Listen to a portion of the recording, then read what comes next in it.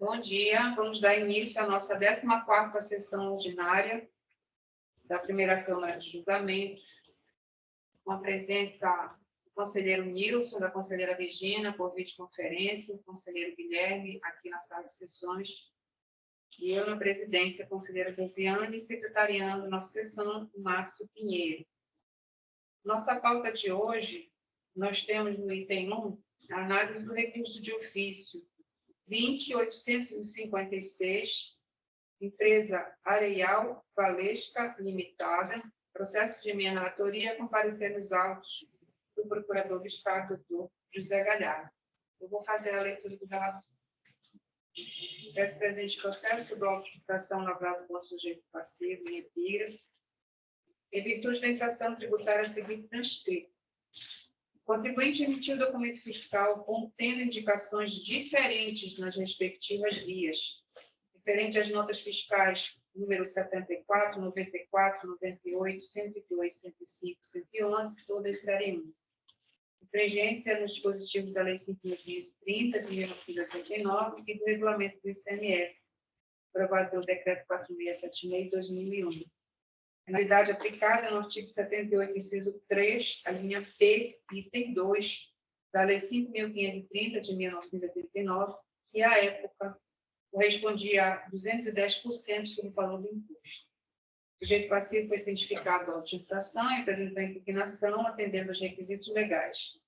O julgador de primeira instância baixou os autos em diligência e, para cumprimento da diligência, foi emitido um relatório de fiscalização, que se encontra juntado aos autos, e os autos retornaram para a julgadoria de primeira instância. O julgador, então, observando as prescrições legais, proferiu decisão pela parcial procedência do auto de infração, retirando do valor do crédito tributário a parcela relativa ao imposto calculado pela fiscalização e seus acréscimos moratórios, em razão da comprovação de que as operações efetivamente realizadas e indicadas nas primeiras vias dos documentos fiscais incluídos na autuação não sofreram a tributação pelo ICMS por se tratar de operações com diferimento. O julgador singular manteve a exigência do crédito tributário apenas sobre a parcela relativa à multa, calculada no percentual de 210% do valor do imposto indicado no auto de infração. Dessa decisão, recorreu de ofício ao TARF nos termos previstos no artigo 30 da Lei 6.182. O sujeito passivo foi cientificado da decisão singular e os autos foram encaminhados ao TARF, não constando indicação de que o sujeito passivo tenha apresentado um recurso voluntário em relação à parcela do crédito tributário que foi mantida em decisão de primeira instância. Na forma regimental, os autos foram distribuídos à Procuradoria-Geral do Estado, representada pelo procurador José Galhardo Martins Carvalho, que, após análise dos autos da legislação aplicável, apresentou seu parecer, opinando pelo conhecimento e improvimento do recurso de ofício. Registrando que, em razão das disposições da Lei 5.530, de 1989, em especial o artigo 78, inciso 3, a linha P, o percentual da multa deve ser corrigido para 80%, aplicando-se a retroatividade da lei tributária nos termos do artigo 106, inciso 2, a linha C, do Código Tributário Nacional. Na sequência, os autos foram distribuídos a esta conselheira relatora. Nós ainda não temos a participação do Procurador do Estado, mas, como mencionei, o parecer do doutor José Galhardo é no sentido da manutenção da decisão de primeira instância, apenas fazendo registro quanto à redução da multa em decorrência da alteração da legislação estadual. Bem, em relação a esse processo, bom dia, doutora Bianca. Bom dia, como vão? Já estamos...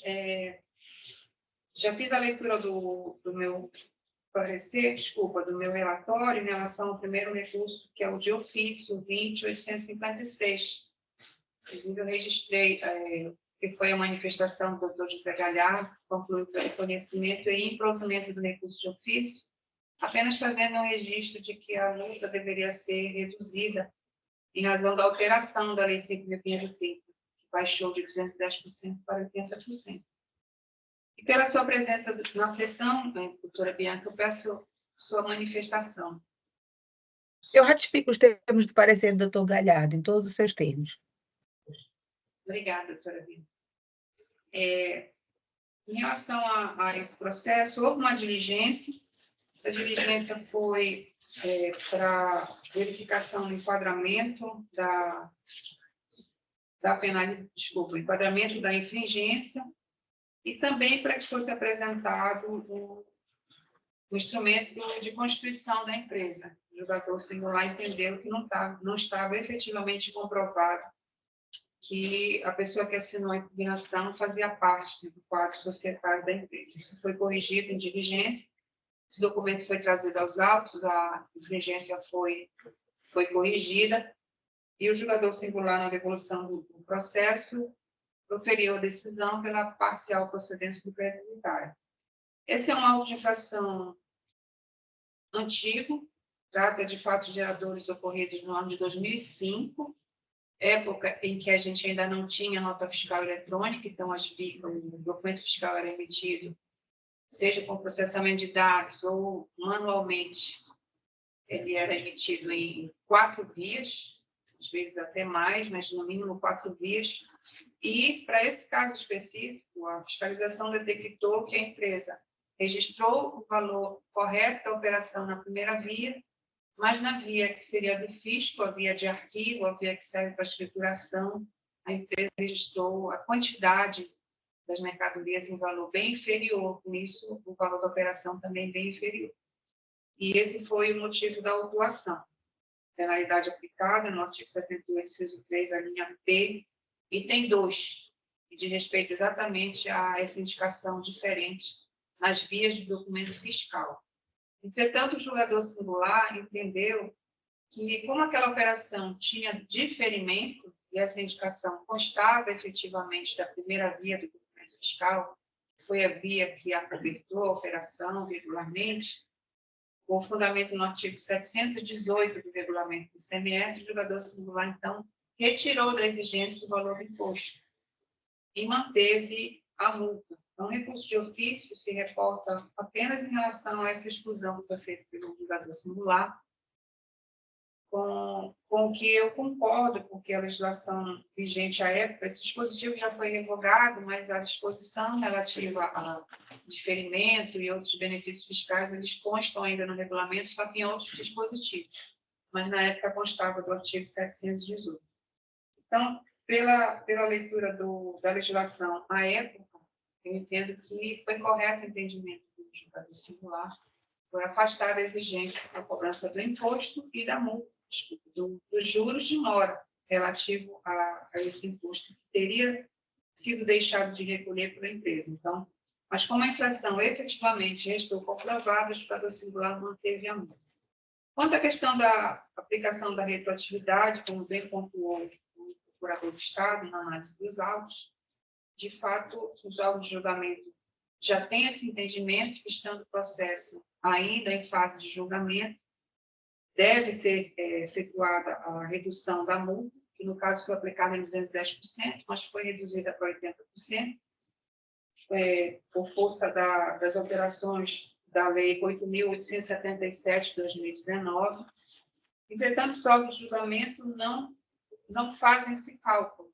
Em outro momento, isso até foi feito pelos órgãos de julgamento, mas adotou-se um procedimento a partir de 2019 que, havendo essa mudança na legislação para redução de penalidades, essa alteração seria feita diretamente no sistema e, para isso, tem que ser encaminhado o expediente para a Diretoria de Tecnologia da Informação, que vai fazer a adequação do crédito tributário com base na redução da multa. Então, essas eram as informações relativas ao processo. Pergunto aos conselheiros se tem alguma dúvida, alguma consideração. Conselheiro Guilherme? Nenhum, presidente. Conselheiro Nilson? Sem questionamento, presidente. Conselheira Regina? Sem questionamento, presidente. Ok, não havendo dúvidas em relação ao processo, vou encaminhar o voto e, pelos esclarecimentos que já foram dados, Eu vou para a parte dispositiva, votando pelo conhecimento e improvimento do recurso de ofício para manter a decisão de primeira instância em todos os seus termos, registrando mais uma vez que a questão da redução da multa será feita em procedimento distinto pela Diretoria de Tecnologia da Informação. Como voto, conselheiro Nilson. Eu acompanho o voto da conselheira relatora. Obrigada, conselheiro. Conselheira Regina, como voto. Acompanho o voto da conselheira relatora. Obrigada, conselheiro. Conselheiro Guilherme, como voto. Também vou acompanhar a relatora, presidente. Obrigada, conselheiro Guilherme. Temos, então, a decisão à unanimidade pelo conhecimento e improvimento do recurso de ofício 20.856. O Márcio já está compartilhando aqui a emenda que eu trouxe, e eu vou fazer a leitura. Conseguem ver? Já. Sim. Então, eu indiquei ICMS, emissão de documento fiscal contendo indicações diferentes nas respectivas vias, procedência parcial do auto de infração. Deve ser mantida a decisão de primeira instância que conclui pela parcial procedência do lançamento tributário, excluído da exigência valores indevidos. Tem 2.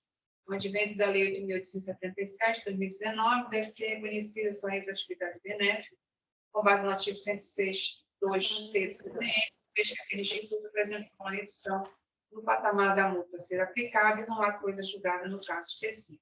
Tem 3, recurso conhecido e incluído.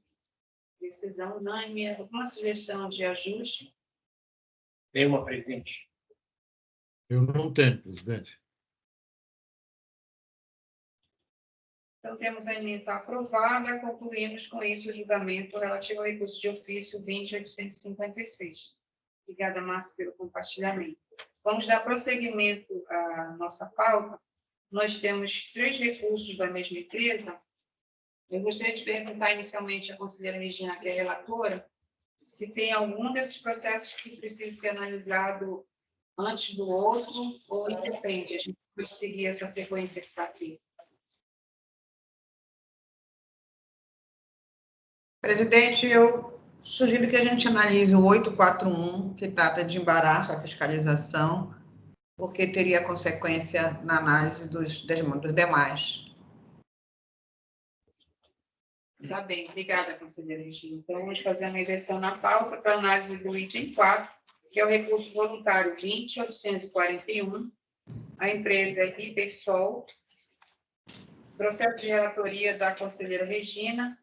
Neste processo, como é obrigação acessória, como bem mencionou a conselheira Regina, não tem parecer do procurador do Estado. Peço, por favor, conselheira Regina, a leitura do relatório. Do relatório. Os autos versam sobre o auto de infração e notificação fiscal, AINF número 092, 023, 510, 000, 028, dígito 0. Lavrado contra o sujeito passivo Hipersol e o Comércio de Tecidos Limitada, em 19 de abril de 2023, no valor de R$ 43.734,13.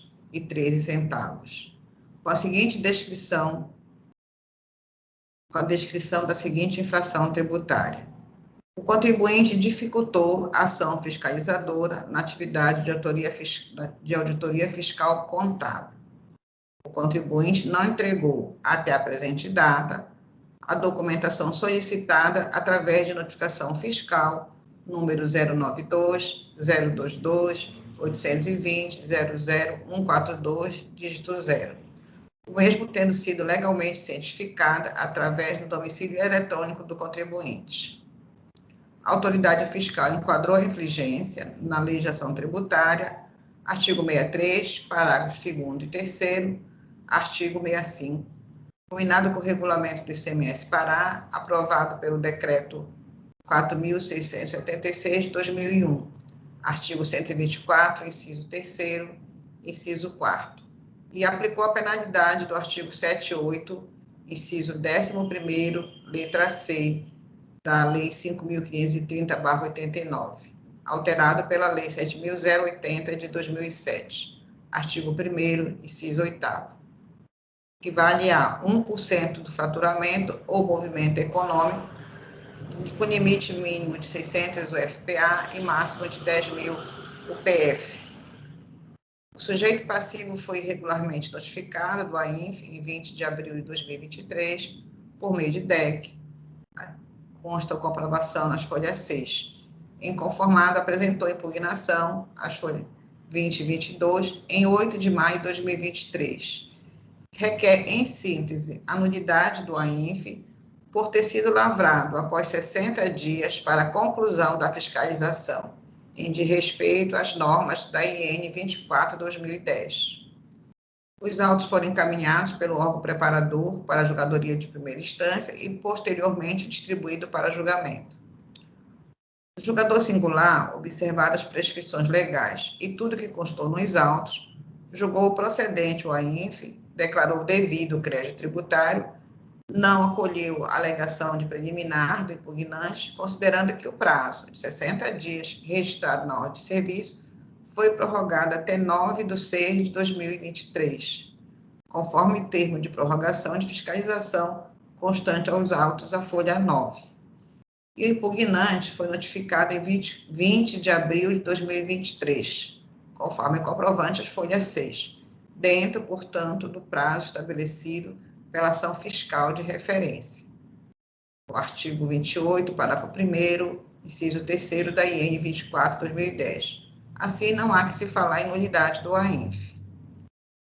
No mérito, o julgador singular fundamentou sua decisão, constatando que o contribuinte não desconstituiu a imputação constante do AINF em tela, visto que não apresentou nenhum documento que comprove a veracidade de suas alegações, já que no período em que o prazo de entrega à documentação se finalizou, o contribuinte não apresentou nenhuma documentação ao fisco, estando o sujeito passivo obrigado a apresentar tais documentos.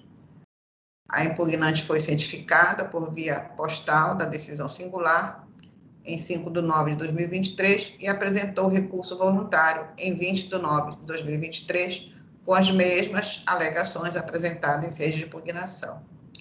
Os autos foram encaminhados em 18 de 10 de 2023 à conselheira relatora, com dispensa de parecer da Procuradoria-Geral do Estado. É o relatório, presidente. Obrigada, conselheira Regina. Doutora Bianca, gostaria de fazer alguma consideração? Não, eu observo a discussão e, caso julgue pertinente, farei as minhas considerações.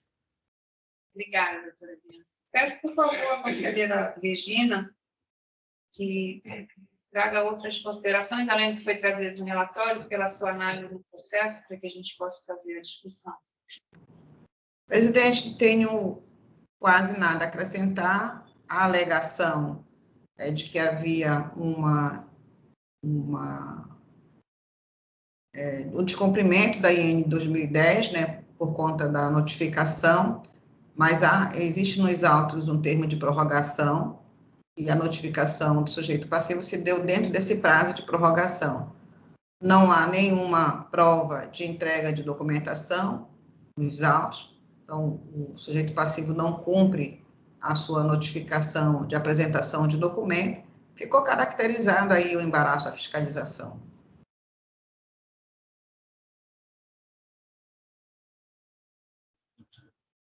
Obrigada, conselheira Regina. O contribuinte não adentra exatamente ao mérito, não é? Apenas reclama de um eventual descumprimento de prazo, né, para a conclusão da ação fiscal. E como foi indicado pelo julgador singular e também mencionado pela conselheira relatora, há um termo de prorrogação nos autos, com validade até 9 de junho. Nós temos 9 de junho de 2023. Nós temos a lavratura do auto de infração no dia 19 de abril, meses antes do prazo final de prorrogação que foi deferido pela autoridade competente, no caso, coordenador fazendário.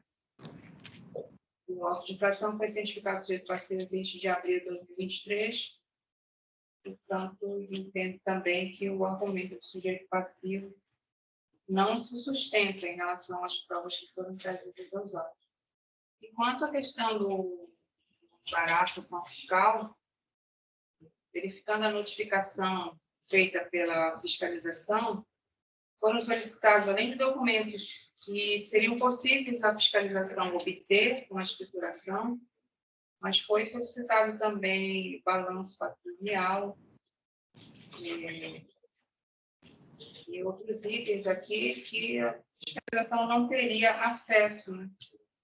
Portanto, também compreendo que o fato de o contribuinte não ter trazido esses documentos, também não ter justificado o motivo da não apresentação, ele caracteriza a infração que está descrita no auto de infração.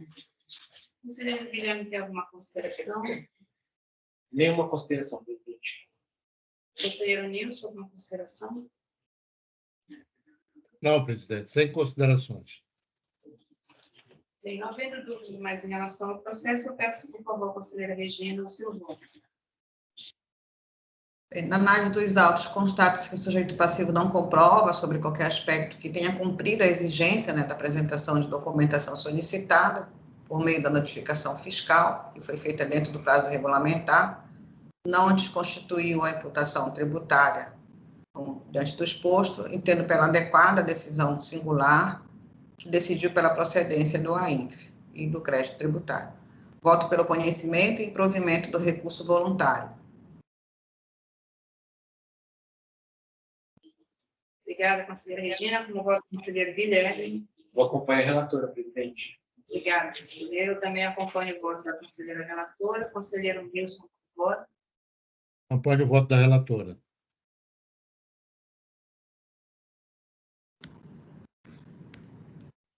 Obrigada, conselheiro Nilson. Temos, então, a decisão à unanimidade pelo conhecimento e improvimento do recurso voluntário 20.841. Conselheira Regina, pode deixar para ler as emendas No final. Ok.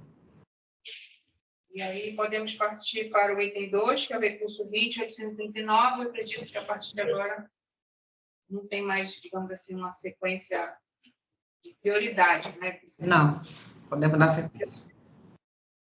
Peço, por favor, o seu leitor do seu relatório em relação ao recurso voluntário 20.839. A empresa também, pessoal, comparecer os autos da doutora Diana Tomás. Do relatório. Versa o presente processo sobre o auto de infração e notificação fiscal, AINF, lavrado em 19 de abril de 2023, contra o sujeito passivo Hipersol, no valor de R$ 2.168.280,01, com a seguinte descrição da infração tributária. O contribuinte utilizou crédito inexistente. O contribuinte declarou, no campo da DF, créditos por entrada e ou aquisições, valores maiores que os suportados em suas notas fiscais eletrônicas de entrada. Portanto, tais créditos são indubitavelmente inexistentes.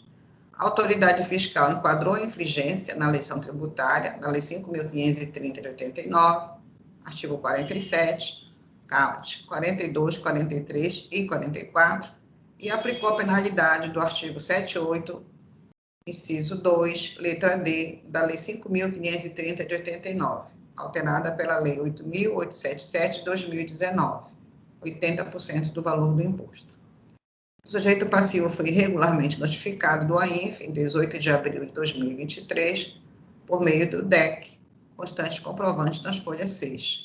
Apresentou impugnação em 8 de maio de 2023, requerendo, em síntese, a nulidade do AINF por ter sido lavrado após 60 dias para a conclusão da fiscalização em desrespeito às normas da IN 24 de 2010. A nulidade do AINF por ausência de materialidade da suposta infração em violação ao princípio da busca pela verdade material, por ser medida de direito. Os autos foram encaminhados pelo órgão preparador para a julgadoria de primeira instância e posteriormente distribuído para julgamento.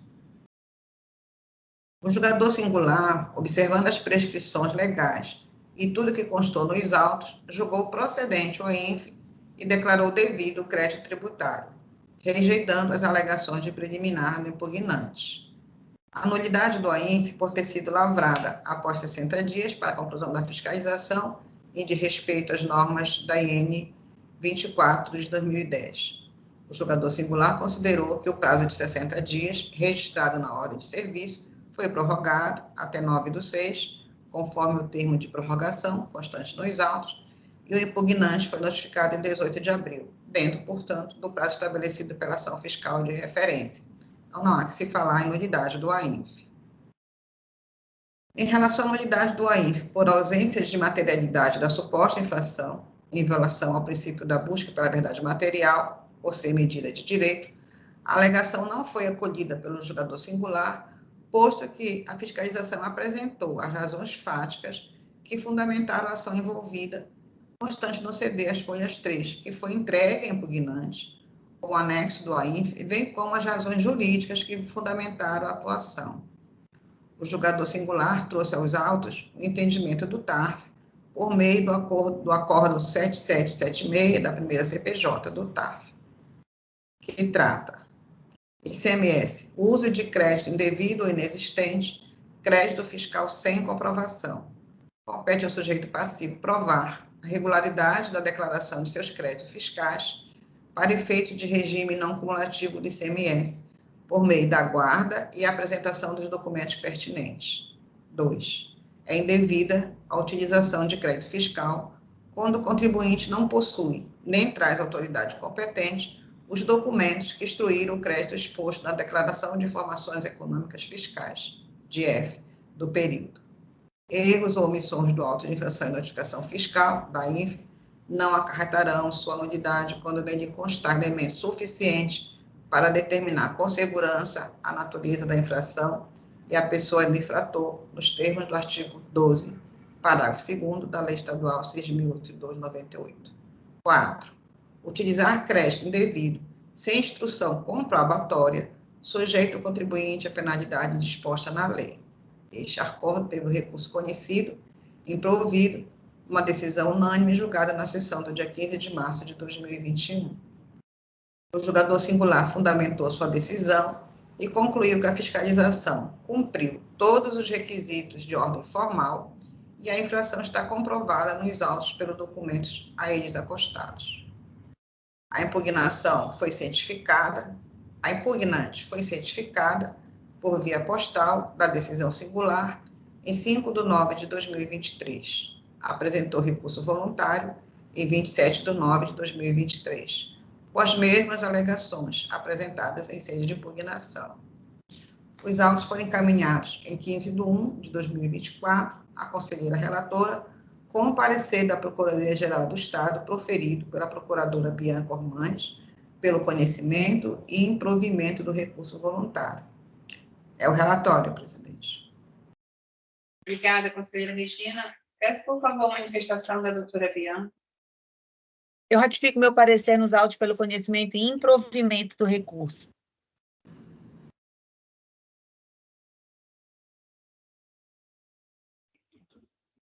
Obrigada, doutora Bianca. Peço, por favor, a conselheira Regina outras considerações em relação à sua análise do processo. Presidente, trata-se de atuação decorrente do sujeito passivo que utilizou crédito inexistente, né? Então ele deixou de recolher ICMS em função da utilização desse crédito, que está lançado em DIEF, no período de janeiro a junho de dezembro de 2021, lançou na DIEF no campo créditos por entradas ou aquisições, valores maiores que o suportado em suas notas fiscais. E ele não traz aos autos, quando foi notificado, a comprovação da origem desses créditos.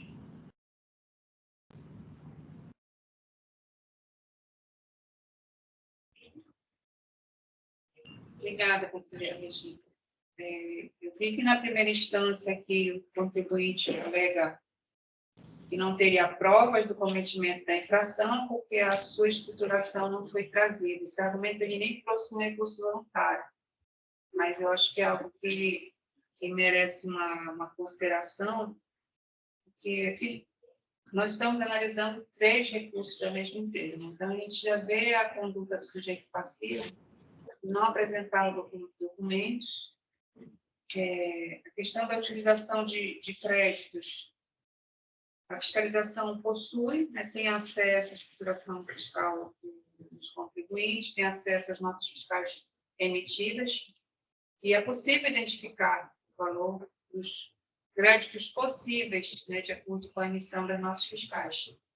E se o contribuinte, na sua escrituração, na sua apuração, registra como créditos de entradas valores acima do que comporta as operações de entrada pela emissão de documentos fiscais, então aí penso que está caracterizada a infração. E aqui o contribuinte poderia ter apresentado uma prova para contraditar aquilo que foi trazido pela fiscalização e não trouxe.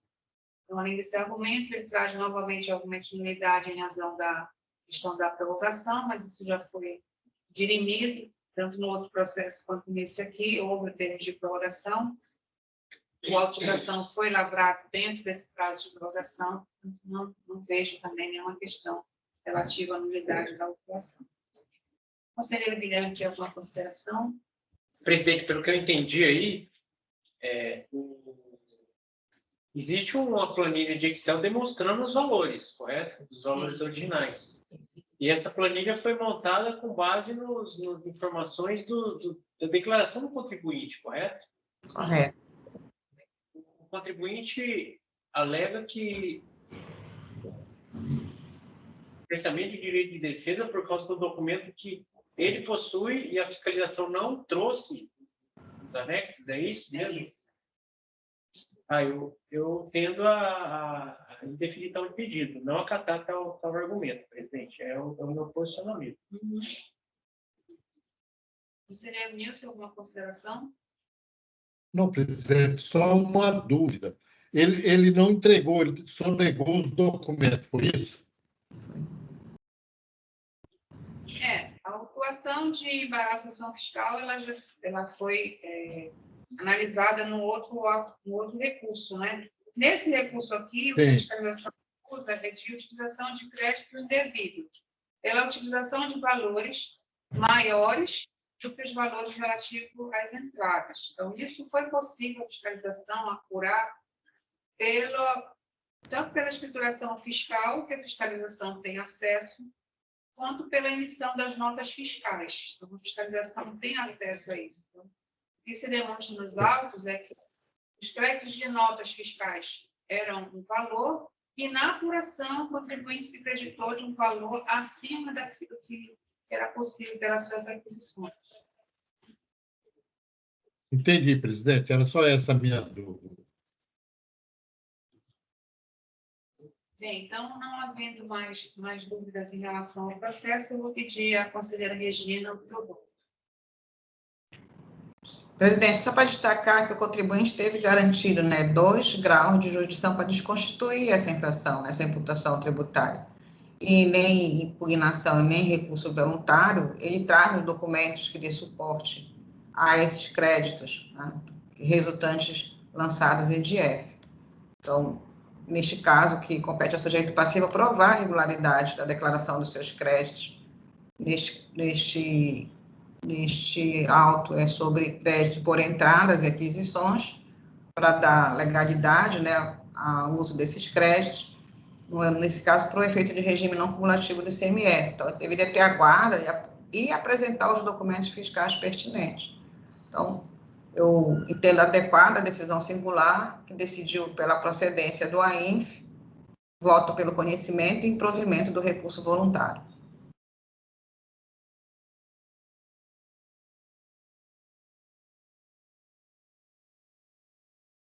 Obrigada, conselheira Regina. Com o voto, conselheiro Guilherme. Presidente, eu acompanho a relatora. Conhecimento e improvimento.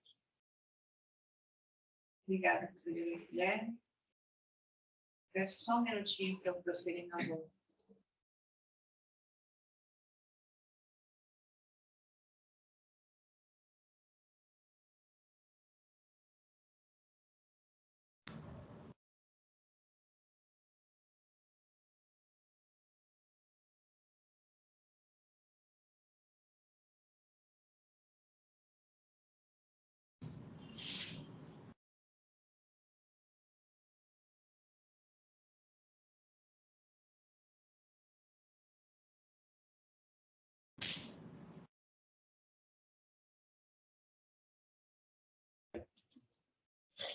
Já estou só com uma dúvida em relação ao enquadramento da penalidade, algo que seria até possível fazer correção no julgamento.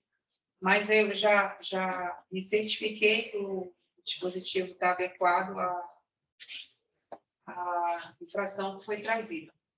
Portanto, eu acompanho o voto da conselheira relatora pelo conhecimento e improvimento do recurso voluntário. Conselheiro Nilson, como vota? Com a relatora, pelo conhecimento e improvimento do recurso. Obrigada, conselheiro Nilson. Temos, então, decisão à unanimidade pelo conhecimento e improvimento do recurso voluntário 20.839. A emenda também pode ser lida ao final da nossa pauta. Está bem, conselheira Regina? Ok. Temos mais para análise, que é o recurso 20.843, voluntário, também em relação à empresa Hipersol, do Canil, comércio de tecidos. Processo de relatoria da conselheira Regina, com parecer nos autos da doutora Bianca Almonte. Peço, por favor, conselheira Regina, a leitura do relatório. É um processo semelhante e diverge quanto aos valores e à origem dos créditos. Verso presente processo sobre o auto de infração da notificação fiscal AINF, lavrado em 19 de abril de 2023, contra o sujeito passivo Hipersol, no valor de R$ 2.011.900,42, com a descrição da seguinte infração tributária. O contribuinte utilizou crédito inexistente. O contribuinte apropriou-se de valores de créditos que foram considerados inexistentes relativamente ao valor de outros créditos presumidos. O contribuinte não comprovou a origem dos referidos créditos relativamente aos créditos por antecipação especial. Foi verificado que não houve pagamento efetuado suficiente que fornecesse suporte legal à referida apropriação. Tal ausência de pagamento fez com que os valores creditados a maior fossem considerados inexistentes. A autoridade fiscal enquadrou a infringência na legislação tributária, na Lei 5.530/89, artigo 47, caput, artigo 42 e 44, combinado com o artigo 53 do Regulamento do ICMS, aprovado pelo Decreto 4.676 de 2001, e aplicou a penalidade do artigo 78, inciso 2, letra D, da Lei 5.530/89, alterada pela Lei 8.877/2019, 80% do valor do imposto. O sujeito passivo foi regularmente notificado em 18 de abril de 2023, por meio de DEC, e apresentou impugnação em 8 de maio de 2023, requerendo, em síntese, a nulidade do AINF, por ter sido lavrado após 60 dias para a conclusão da fiscalização, em desrespeito à norma da IN 24 de 2010. Que não existe no AINF a determinação clara e precisa da suposta conduta infracional, uma vez que o auto não foi capaz de individualizar com exatidão qual exatamente teria sido a infringência praticada. E a nulidade do AINF por ausência de materialidade da suposta infração, em violação ao princípio da busca pela verdade material, por ser medida de direito. Os autos foram encaminhados pelo órgão preparador para a julgadoria de primeira instância e posteriormente distribuído para julgamento. O julgador singular, observando as prescrições legais e tudo que constou nos autos, julgou procedente o AINF e declarou devido o crédito tributário, rejeitando as alegações de preliminares do impugnante. Da nulidade do AINF, por ter sido lavrado por 60 dias, para a conclusão da fiscalização de respeito às normas da IN, o julgador singular considerou o prazo de 60 dias registrado na ordem de serviço, foi prorrogado até 9/6, conforme o termo de prorrogação da fiscalização, e o impugnante foi notificado em 18 de abril de 2023, dentro, portanto, do prazo estabelecido pela ação fiscal de referência. Neste sentido, não há que se falar de nulidade do AINF. Não foi acolhida a alegação de falta de clareza e individualização com exatidão, qual exatamente teria sido essa conduta infracional, visto que o AINF, sob julgamento, está de acordo com as disposições contidas no artigo 7.1 da Lei 6.082/98, considerando terem sido atendidos os requisitos formais e materiais previsto no artigo 12 da mesma lei, não considerando nos autos qualquer elemento que indique prejuízo ao contraditório e à ampla defesa. Quanto à nulidade do AINF por ausência de materialidade da suposta infração, em violação ao princípio da busca da verdade material, por ser medida de direito, a alegação não foi acolhida pelo julgador singular, posto que a fiscalização apresentou as razões fáticas que fundamentaram a ação envolvida, constante do CD, folha 3, que foi entregue ao impugnante com anexo do AINF, bem como as razões jurídicas que fundamentaram a autuação. O julgador trouxe aos autos o entendimento do TAF por meio do acordo 7776, que trata de ICMS, uso de crédito indevido ou inexistente, crédito fiscal sem comprovação, consta aos autos. O julgador singular fundamentou sua decisão, concluindo que a fiscalização cumpriu todos os requisitos de ordem formal e a infração está comprovada nos autos pelos documentos acostados ao AINF. A impugnante foi cientificada por via postal da decisão singular em 5 de nove de 2023. Apresentou recurso voluntário em 27 de nove de 2023, com as mesmas alegações apresentadas em sede de impugnação. Os autos foram encaminhados em 15 de 1 de 2024 à conselheira relatora, com parecer da Procuradoria-Geral do Estado, proferido pela procuradora Bianca Ormani, pelo conhecimento e improvimento do recurso voluntário. É o relatório, presidente. Obrigada, conselheira Regina. Peço, por favor, manifestação da doutora Bianca. Eu ratifico os termos do meu parecer pelo conhecimento e improvimento do recurso.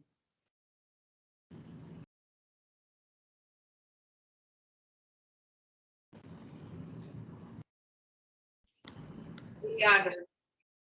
Temos também uma auto de infração que versa sobre utilização de crédito indevido, mas cuja origem é diferente daquela que analisamos no recurso anterior. Vou pedir, por favor, à conselheira Regina, outras considerações em relação à sua análise do processo. Neste caso, neste processo, a utilização do crédito inexistente, que consta o lançamento na DIEF, que é o período de junho a dezembro de 2021, e declarou o crédito utilizado pelo recolhimento antecipado especial, né? Mas não há a maior, porque não há comprovação de respectivo pagamento desse crédito antecipado. Não houve nenhuma comprovação desse crédito e também não trouxe aos autos qualquer documentação para comprovar e dar legalidade ao uso desses créditos.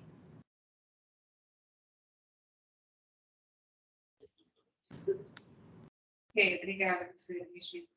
Aqui a defesa tenta provocar que o julgador acolha um argumento de nulidade do cessamento de defesa, afirmando que não está clara, né, a descrição da ocorrência qual teria sido a conduta praticada pelo sujeito passivo. Eu entendo que a descrição da ocorrência é clara em relação ao que foi verificado pela fiscalização. Também é uma infração por utilização de crédito indevido, né, mas sobre outros valores que não foram trazidos no auto de infração anterior, só para a gente fazer também um paralelo. Na atuação anterior, houve indicação exclusivamente dos valores relativos às aquisições. Entradas. Os valores que estavam na escrituração e pelas notas fiscais, quando foram transportados para a parte, né, específica da apuração do ICMS, foram transportados em valor superior àquilo que era possível. Então, foi feita essa auto-infração especificamente para essa linha, digamos assim, da apuração mensal do ICMS, que é crédito por entradas de mercadoria. Nesse outro auto de infração, a fiscalização identifica que o contribuinte utilizou outros créditos sem comprovação de origem. Então, em outras linhas, né, em outros créditos, que é uma linha específica no campo de apuração, detectou-se valor de créditos presumidos, não foi comprovada a origem. Créditos por antecipação especial, né? Sabemos que a antecipação especial, o contribuinte faz um recolhimento e se acredita na apuração, além de se acreditar do próprio CMS das aquisições, e foi verificado que não tem valores suficientes para suportar aquele montante que foi utilizado pela empresa. E a empresa, mais uma vez, né, a recorrente, mais uma vez, a defesa não traz nada em relação à sua escrituração e à possibilidade de que esses créditos sejam legítimos, né? Algo que poderia ser trazido pela defesa, poderia, de alguma forma, modificar o lançamento tributário, seja para reduzir ou até mesmo para cancelar o auto de infração, se o contribuinte comprovar se efetivamente a legitimidade na utilização desses valores na sua apuração do ICMS, né? Reduzindo o valor do ICMS a recolhido. Então, a fiscalização aqui trouxe essa indicação da utilização de crédito devido, cobrando, né, os valores relativos a essa utilização, que efetivamente reduziram o valor do imposto a ser recolhido a cada mês aqui. A autuação se refere ao período de junho a dezembro de 2021. Isso. E os demais argumentos de nulidade também a gente já tratou nos outros processos e acredito que também não está caracterizada aqui a nulidade que a defesa pleiteia. Pergunto aos demais conselheiros se tem alguma consideração. Conselheiro Guilherme. Presidente, pelo que eu entendi do processo, semelhante ao anterior, crédito indevido, mas a fonte dessa utilização, a origem dessa utilização seria uma diversa da primeira. Portanto, a gente afasta aí a situação de... Sei que não foi alegado pelo sujeito passivo, mas já de pronto aqui não tem nem o que o sujeito passivo alegar que houve bitributação. Não é o caso. A fonte desses créditos, a origem seria outra. O primeiro, o crédito de entradas, nesse daí, a rubrica outros créditos que foi indevidamente preenchida na DIEF, se não me engano. Isso. Com a validade da ordem de serviço, a gente decidiu pelo entendimento de que havia prorrogação. Também eu entendo pelo afastamento do argumento do sujeito passivo a esse respeito, presidente. Acho que são as minhas considerações. Obrigada, conselheiro Guilherme. Conselheiro Nilson, tem alguma consideração? Não, presidente, sem questionamentos. Não tem mais dúvidas em relação ao processo. Eu peço o voto da conselheira Regina. Presidente, entendo como adequada a decisão singular que decidiu pela procedência do AINF e do lançamento do crédito tributário, um voto pelo conhecimento e improvimento do recurso voluntário. Obrigada, conselheira. Como voto do conselheiro Guilherme. Presidente, eu vou acompanhar a relatora. Obrigada, conselheiro. Eu acompanho também o voto da conselheira relatora. Conselheiro Nilson, como voto? Com a relatora, presidente. Obrigada, conselheiro. Temos que dar uma decisão à unanimidade pelo conhecimento e improvimento do recurso voluntário 20.843. Peço agora à conselheira Regina, se puder compartilhar as emendas relativas aos recursos que julgamos na sessão de hoje, só para a gente finalizar essa discussão. Esse é o 2843, presidente.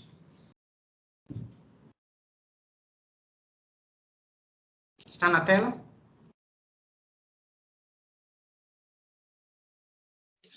Ok, conselheira Regina, pode fazer, por favor, a leitura. Ementa, ICMS, uso de crédito indevido ou inexistente, crédito fiscal sem comprovação, procedência do AINF. Compete ao sujeito passivo provar a regularidade da declaração de seus créditos fiscais para efeito do regime não cumulativo de ICMS por meio da guarda da apresentação de documentos fiscais pertinentes. É indevida a utilização de crédito fiscal quando o contribuinte não possui nem traz à autoridade competente os documentos que instruíram o crédito exposto na declaração de informações econômicas fiscais, DF do período. 3. Erros ou omissões no auto de infração e notificação fiscal, a INFE, não acarreta sua nulidade quando nele constar elementos suficientes para determinar com segurança a natureza da infração e a pessoa do infrator, nos termos do artigo 12, parágrafo 2º da Lei Estadual nº 6.082, de 98. 4. Utilizar crédito devido, sem instrução comprobatória, sujeito ao contribuinte às penalidades dispostas na lei. Recurso conhecido e improvido.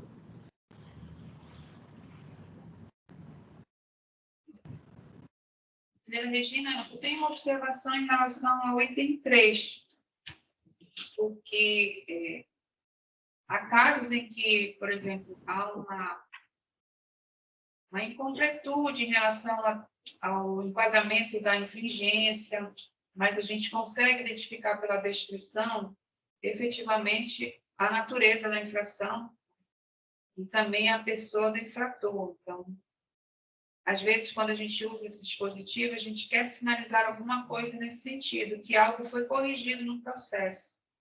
Mas como nesse processo aqui não houve diligência para eventual correção, né, de algum enquadramento ou algum esclarecimento adicional, eu entendo que esse item 3 pode ser suprimido. Concordo, presidente.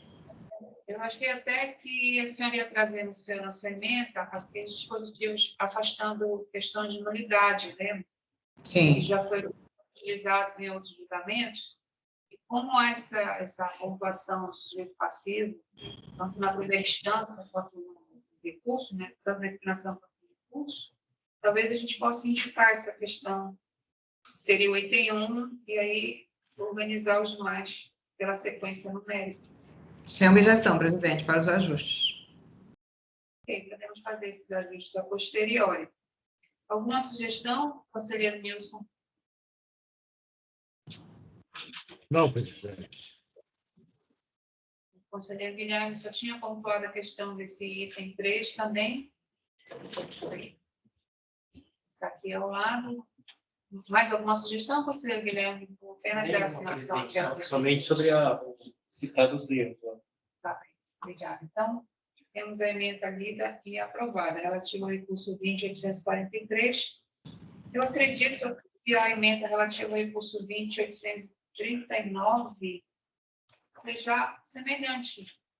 Sim, presidente. Um texto diferente pode fazer. Pela sua construção, foi uma redação semelhante? Sim. Coloquei na tela, está sendo visualizada? Tá, conselheira. Então, sendo semelhante à redação, gostaria desses ajustes que a gente conversou. Ok. Tá bem?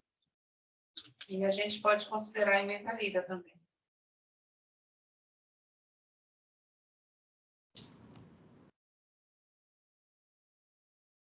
Inserir o item de nulidade. Sim, presidente. Isso. O 841 é de embaraço, né? O 841 está na tela? Isso, conselheira. Pode fazer a leitura, por favor. Essa é a gente tinha adotado essa emenda padrão, né, presidente, para caso de embaraço da fiscalização. Então, ICMS, embaraço da fiscalização, procedência do AINF. Dificultar a ação fiscalizadora na atividade da auditoria fiscal contábil, ao não apresentar, no prazo regulamentar, os livros, documentos fiscais solicitados, constitui infringência à lei de ação tributária e sujeita o infrator às penalidades legais. Recurso conhecido e improvido. Minha parte tem sugestão de ajuste. Conselheiro Nilson, conselheiro Guilherme, alguma sugestão? Tem uma sugestão, presidente. Então, temos a emenda lida e aprovada. Sem sugestão. 20.841. Temos só uma emenda pendente para leitura, que é da sessão do dia 28, Recurso voluntário 157, processo de minha-relatoria.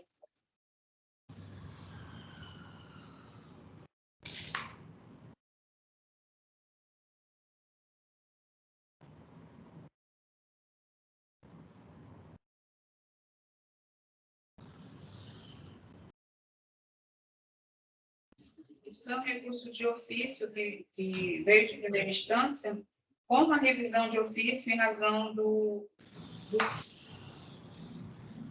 forma inadequada. Então, foi feito esse ajuste na primeira instância.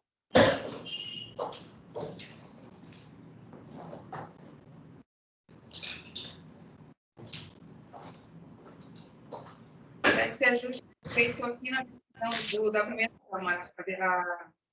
O recurso de ofício veio pela improcedência na íntegra, o auto de infração. Não é esse que está compartilhado, é 157. Vou iniciar a leitura, enquanto a gente tenta compartilhar. Tem um auto de omissão de saídas, então, ICMS, omissão de saídas.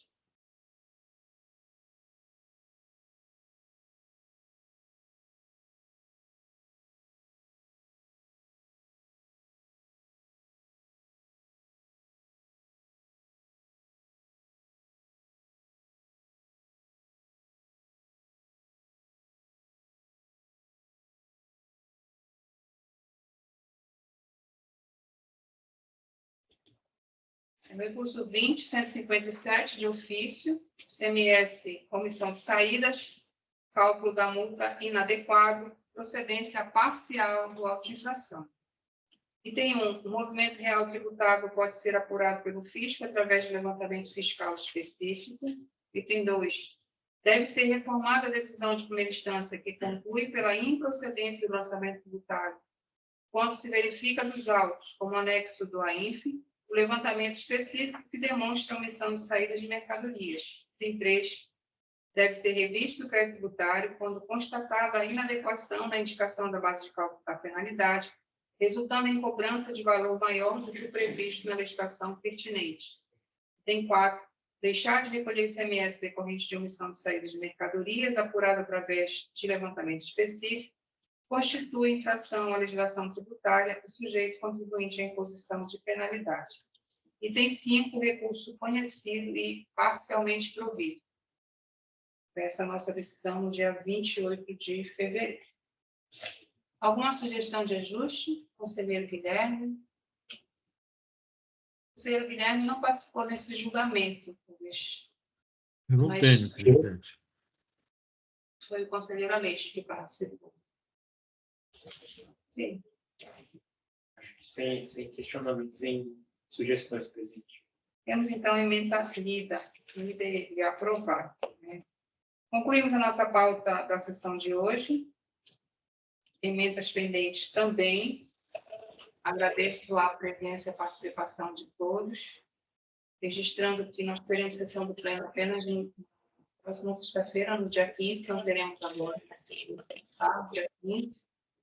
E nossas sessões da primeira Câmara estão programadas para segunda e quarta-feira, dias 11 e dia 3, tá bem?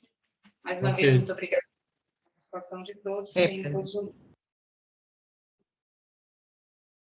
Obrigada.